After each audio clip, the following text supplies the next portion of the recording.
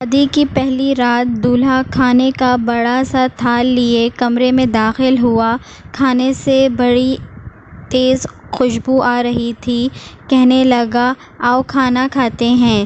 بیوی بولی، میں نے دیکھا ہے تمہاری والدہ نے بھی کھانا نہیں کھایا، ان کو بھی بلا لو، پھر مل کر کھانا کھاتے ہیں۔ شوہر نے کہا، وہ سو گئی ہوں گی، انہیں چھوڑو، ہم دونوں کھاتے ہیں۔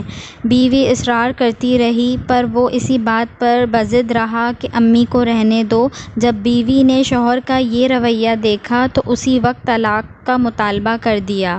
شوہر بڑا حیران ہوا اس کے مطالبے پر۔ اس نے بڑا سمجھایا لیکن وہ اپنی بات پہ ڈٹی رہی، یہاں تک کہ طلاق ہو گئی۔ دونوں الگ ہو گئے، پھر دونوں نے دوسری شادیاں کر لیں۔ 30 سال گزر گئے۔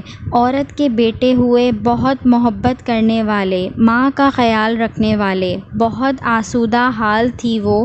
اس نے ارادہ کیا کہ حج کرنا چاہیے۔ سفر کے دوران بیٹے اس سے کسی ملکہ کی طرح پیش آ رہے تھے، پاؤں زمین پر لگنے نہ دیتے تھے۔ صحرائی سفر تھا۔ راستے میں ایک آدمی پر نظر پڑی جو بہت بری حالت میں، بھوکا پیاسا، بال کھچڑی، کپڑے پرانے۔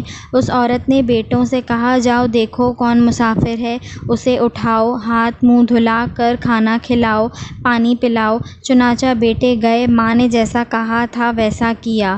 عورت کی جب اس پر نظر پڑی تو جان گئی وہ اس کا پہلا شوہر تھا۔ کہنے لگی، یہ کیا کیا وقت نے تمہارے ساتھ؟ بولا، میری اولاد نے میرے ساتھ بھلائی نہیں کی۔ عورت کہنے لگی، کیوں کرتی کہ تم نے اپنے والدین کے ساتھ برا سلوک کیا تھا۔ میں اسی دن جان گئی تھی کہ تم ماں باپ کے حقوق ادا نہیں کرتے، اسی لیے میں ڈر گئی کہ کل کو میرے ساتھ بھی ایسا ہی ہوگا۔ دیکھو آج میں کہاں ہوں اور تم کہاں۔ ماں باپ کے ساتھ برا سلوک اللہ کی نافرمانی ہے۔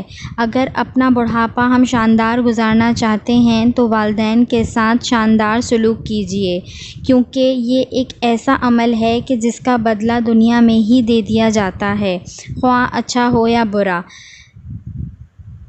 اس پیغام کو دوسروں تک پہنچائیں تاکہ کسی کی زندگی آپ کے ذریعے سے بدل جائے۔